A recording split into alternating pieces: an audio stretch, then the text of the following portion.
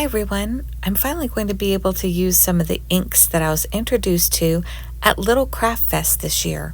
One was an exclusive ink and another one was through a collab with Esterbrook and Coffee Monsterz Co.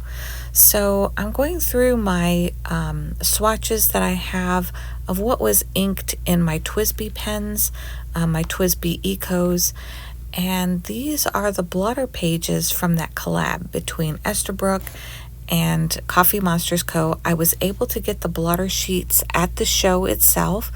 The ink was also at the show and they sold out the very next day, and the pens were completely sold out. So I was very happy to be able to get the blotter sheets, and then I was able to get the actual ink itself when it restocked recently on Esterbrook's website. So I'm not sure if they still have it, but it's called Forgotten Iced Coffee. So it's a very pale light brown color, kind of like if you had ice that was left in your coffee cup from Starbucks. Kind of that light faded brown color is what this one really looks like. So it's really cute. These are the pens that I have right now. The Crema Rose Gold, this is an Eco, TWSBI Eco. That one has the Robert Oster Cafe Crema in it, and it's still pretty full. So I tested it out, and that one is still good to go. But this one, on the other hand, this is the Eco Bronze Espresso. I had Noodler's Walnut in it, and as you can see, that one's completely empty. I had filled it in February of this year, and it's used up. So that's what I'm going to put this one in, the Forgotten Iced Coffee. It will be a much lighter brown than any of the ones on this page, but that's what I thought I would put in that one. Now in this blue one, Blue Navy Bronze, this is another TWSBI Eco. I love this bronze finish on it.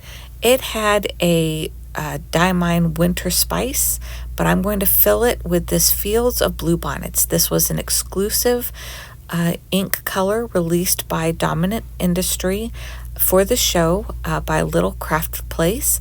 And this is my first time ever buying an ink from Dominant Industry. So I'm really wanting to save all the packaging, and so I was surprised how well this sticker came off the box. So I was certain it was going to rip at some point, but I took it really slow and just tried to tug it just right in order to be able to put it within my Hobonichihon. So it came off perfectly, and I've been carrying this porter bag with me.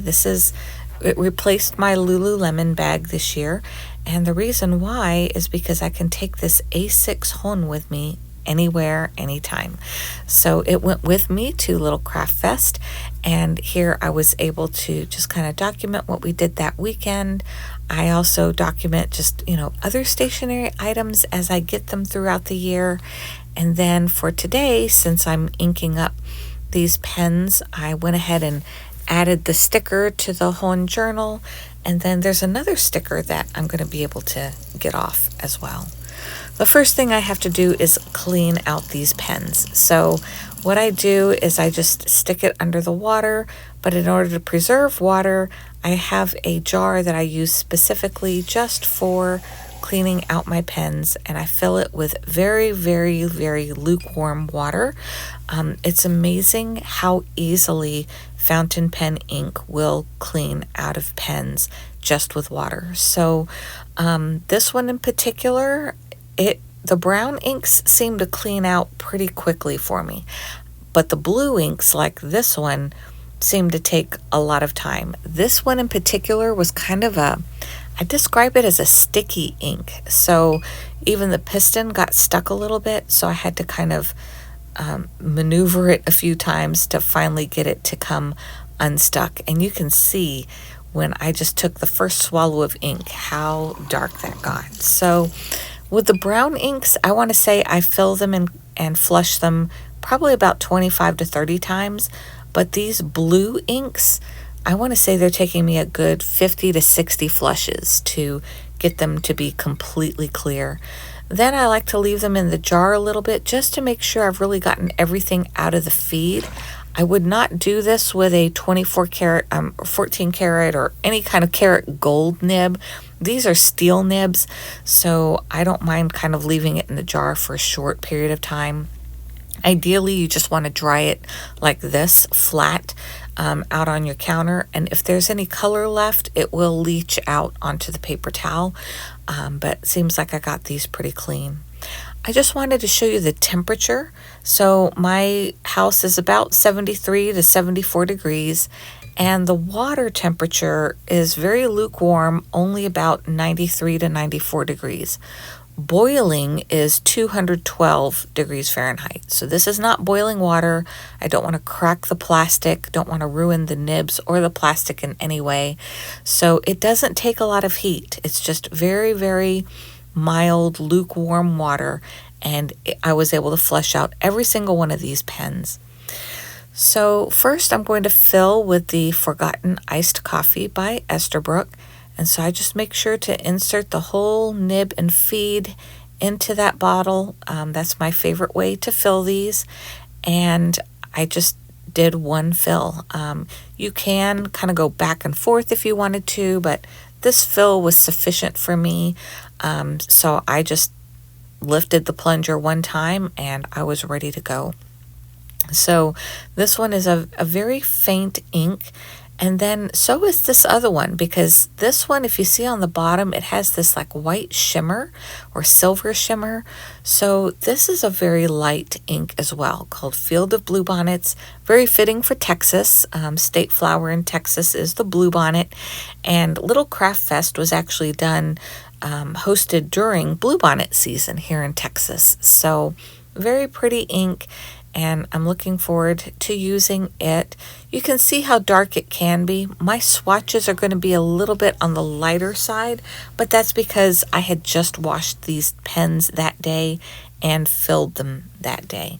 So I'm going to move on to another page, specifically marking the date of when I filled these, and they may still have a little bit of water in these nibs since I just flushed them.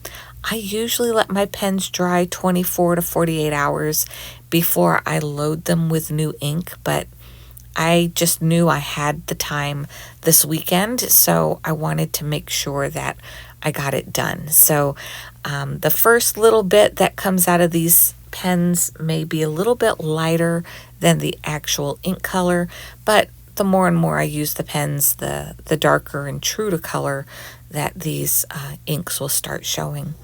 So that's what I do. I just keep track in this little log book every time I refill a pen. And then I'm just going to put a dot on each page to just kind of see what it looks like if it was more concentrated, and maybe what it'll look like when it is at full strength, and also so you can see it. That's the Dominant Industry one, and then this is the one with Esterbrook and Coffee Monsterz Co. Really, really pretty colors. The paper towel, you can really see how the colors disperse, especially that Bluebonnet. It's beautiful.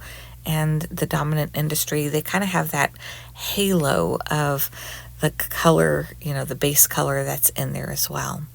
So here I am also logging it inside of my Hobonichi. I love just kind of keeping track of my stationery items in my Hobonichi Hon as well that I carry with me each day. Here's a better image of what those inks look like. So I hope you enjoy your TWSBI Ecos as much as I do. Let me know what inks are your favorite by Dominant Industry and by Esterbrook, and I'll see you on the next one.